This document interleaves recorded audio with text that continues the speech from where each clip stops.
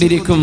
അങ്ങനെ മാലാഖമാരുടെ തോളിൽ കൈവച്ചുകൊണ്ട് മഹാനായ മറിയം ബീവിയുടെ പുത്രൻ ഈസ നബി അലൈഹിസ്സലാം ആ ഡമസ്കസിന്റെ കിഴക്ക് ഭാഗത്തുള്ള പള്ളിയുടെ മുനാരത്തിലൂടെ സുബ്ഹി നിസ്കാര നേരത്ത് ഇറങ്ങി വരും. അങ്ങനെ ഇറങ്ങി വരുമ്പോ പള്ളിയുടെ ഉള്ളിൽ സുബ്ഹി നിസ്കാരത്തിന് ഇമാമ നിൽക്കാൻ കാത്തിരിക്കുന്നുണ്ട് മഹാനായ ഇമാമുന മഹ്ദി റളിയല്ലാഹു അൻഹു. മുസ്ലിം ഉമ്മത്തിന് നേതൃത്വം കൊടുക്കാൻ പോകുന്ന ഇമാമുന മഹ്ദിയെ. മഹ്ദി ഇമാം അവിടെ ഉണ്ടായിരിക്കും. മഹ്ദി ഇമാം അവിടെ ഇരിക്കുന്നുണ്ട്. നിസ്കാരത്തിന്റെ നേരത്ത് ഈസ നബി വരുമ്പോൾ ഫയഅരിഫുൽ മഹ്ദിയു, മഹ്ദി ഇമാം അവരെ കണ്ടാൽ തിരിച്ചറിയുമെന്നും റസൂലുള്ളാഹി സ്വല്ലല്ലാഹു അലൈഹി വസല്ലം അൽ മഹ്ദിയു മിൻ അജ്റതി മിൻ ഔലാദി ഫാത്തിമ യുവാതി ഇസ്മുഹു ഇസ്മി വസ്മു അബീഹി ഇസ്മ അബീ ഖൽഖുഹു ഖൽഖി. എന്റെ ശരീരം പോലെ ശരീരമുള്ള ആളാണ്. നബി തങ്ങൾ പറയുമായിരുന്നു, മഹ്ദി എന്ന് പറയുന്ന ആൾ എന്നെ പോലെയുള്ള ആൾ. എന്റെ പേരുണ്ടവർക്ക് എന്റെ വാപ്പയുടെ പേരാണ് അവരുടെ ഉപ്പയുടെ പേര്. മുഹമ്മദ് ബിൻ അബ്ദുല്ലാഹി. അല്ലാഹുവിന്റെ റസൂലിന്റെ തറവാടിലൂടെ വരുന്ന ഫാത്തിമ ബീവിയുടെ ഹസൻ ഹുസൈൻ റളിയല്ലാഹു അൻഹുമയിലൂടെ കടന്നു വരുന്ന ഒരു സയ്യിദാണ്, ഒരു തങ്ങളാണ് ഇമാമുന മഹ്ദി റളിയല്ലാഹു അൻഹു. വരുന്നത് കേരളത്തിൽ നിന്നല്ല, ഇന്ത്യയിൽ നിന്നല്ല, പക്ഷേ ഏഷ്യയിൽ നിന്ന്. ബുഖാരി ഇമാമിന്റെ നാടിനടുത്ത് കിടക്കുന്ന ഖുറാസാൻ, ഇന്നത്തെ ഇറാനിന്റെയും ഉസ്ബെക്കിസ്ഥാനിന്റെയും അഫ്ഗാനിന്റെയും ബോർഡറുകളായി കിടക്കുന്ന പ്രദേശത്ത് നിന്ന് إذا رأيتم الرايات السود من قبل الخراسان فادنوها فإن منهم الإمام المهدي.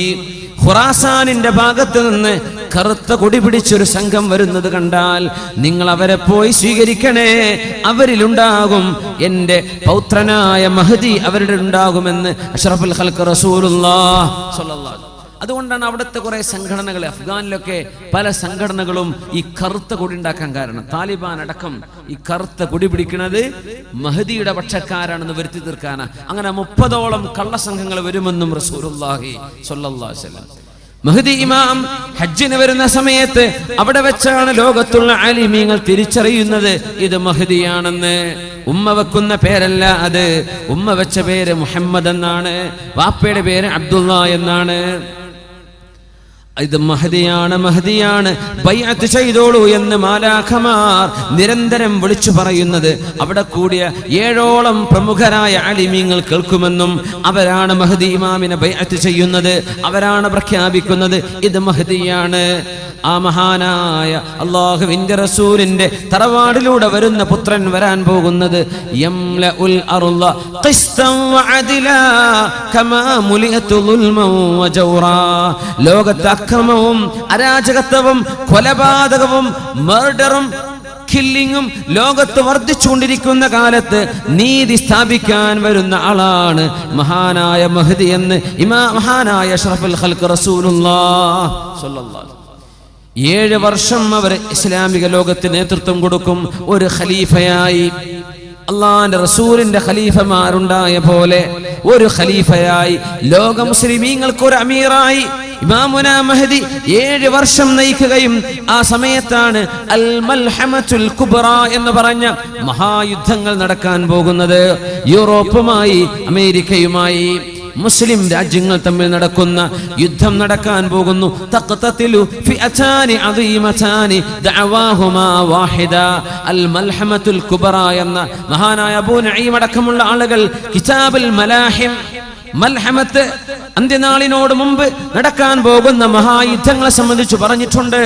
ഇന്ന് നടക്കുന്ന ഒരുപാട് സംഭവങ്ങൾ ആ സാഹചര്യങ്ങളെ ഒരുക്കിക്കൊണ്ടിരിക്കുകയാണ്.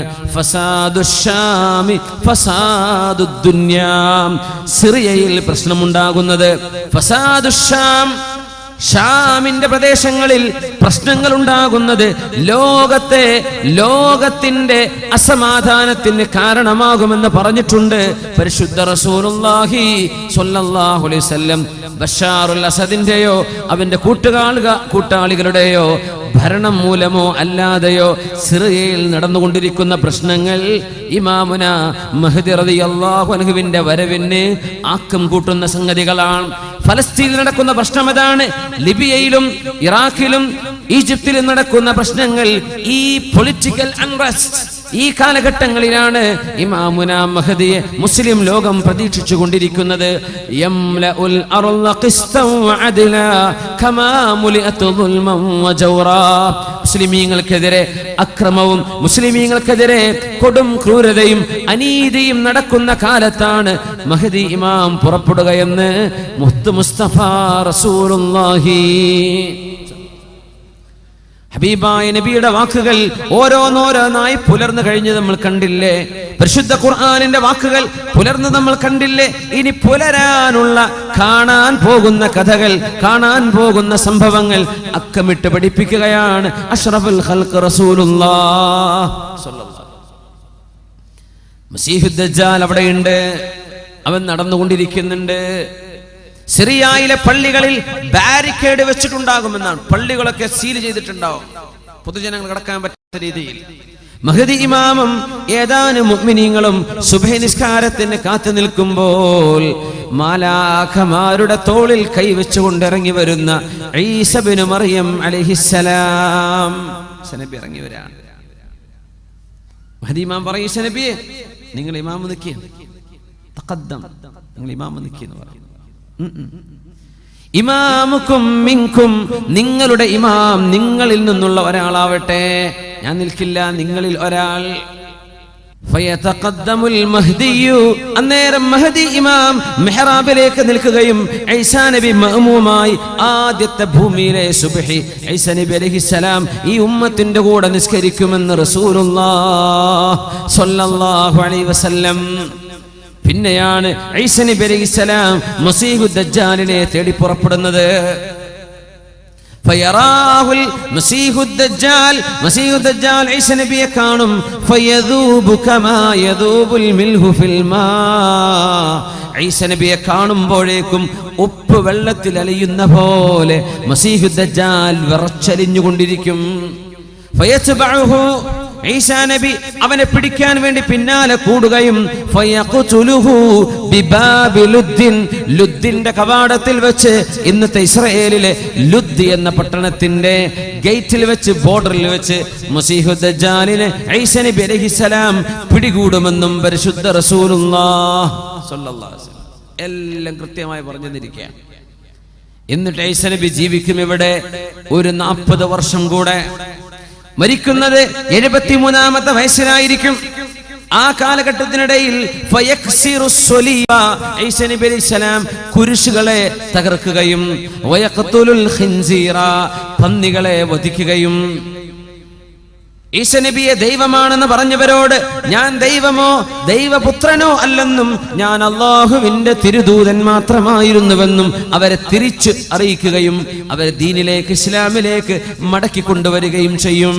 വഇമ്മിൻ അഹ്ലിൽ കിതാബി ഇല്ലാ ലയുഅ്മിനന്ന ബിഹി ഖബ്ല മൗതി, ഈസാ നബി വഫാത്താകുന്നതിന്റെ മുമ്പ് സർവ്വ കിതാബിന്റെ ആളുകളും ക്രിസ്ത്യാനികളും ജൂതന്മാരും അല്ലാഹുവിൽ വിശ്വസിക്കുക തന്നെ ചെയ്യും. പരിശുദ്ധ ഖുർആൻ.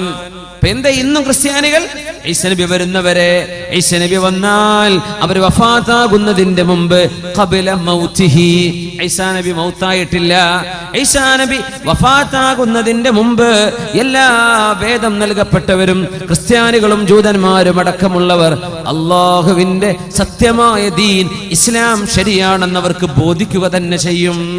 അതിന് വരുന്ന മഹാനാണ് മഹാനായ ഈസാ നബി അലൈഹിസ്സലാത്തു വസ്സലാം. കല്യാണം കഴിക്കും, മക്കള് ജനിക്കും. പരിശുദ്ധമായ റൗദാ ഷരീഫിൽ അല്ലാഹുവിന്റെ റസൂലിന്റെ റൗദയുടെ അരികത്ത് തന്നെ അവർക്ക് ഖബർ കുഴിക്കപ്പെടുമെന്നും പരിശുദ്ധ ഹദീസുകളിൽ കാണാൻ കഴിയും. യാ അല്ലാഹ്, എന്തായിരിക്കും അവസ്ഥ അല്ലേ? ഈസാ നബി വന്ന ആദ്യത്തെ 2 ദിവസമൊക്കെ പത്രങ്ങൾ അങ്ങനെ എഴുതും, ന്യൂസിലൊക്കെ അങ്ങനെ കാണും. പിന്നെ നമുക്കൊരു സാധാരണ സംഭവം അങ്ങനെ ഉണ്ടാവുക. മസീഹുദ് ദജ്ജാൽ വന്നോ, പടച്ചോനെ വന്നോ, വന്നു എന്നതായിക്കഴിഞ്ഞ ആദ്യത്തെ കുറച്ച് ദിവസം സർവ്വസ്ഥമാരും വേള തന്നെയാക്കാറ് എല്ലാ മെമ്പറിലും മസീഹുദ് ദജ്ജാൽ. പിന്നെ നമ്മള് അപ്പൊ അയാൾ ഇവിടെ ഉണ്ടല്ലോ, പിന്നെ അശ്രദ്ധയിലായി പോകുന്ന. സുബ്ഹാനല്ലാഹ്, ആ ഗൗരവം നഷ്ടപ്പെടുന്നു. അല്ലാഹു കാക്കട്ടെ, നമ്മുടെ ഈമാൻ അല്ലാഹു ഖബൂലാക്കുമാറാകട്ടെ. അതുകൊണ്ടാണ് അത്തഹിയാത്തിന്റെ അവസാനത്തിൽ പോലും വമിൻ ഫിത്നത്തിൽ മഹ്യാ വൽ മമാതി വമിൻ ഫിത്നത്തിൽ മസീഹിദ് ദജ്ജാൽ, അല്ലാഹുവേ മസീഹുദ് ദജ്ജാലിന്റെ ഫിത്നയിൽ നിന്ന് കാവൽ തരയണമേ. ദുആ ഇറക്കാൻ പറഞ്ഞു. അല്ലാഹു നമുക്ക് കാവൽ തരട്ടെ.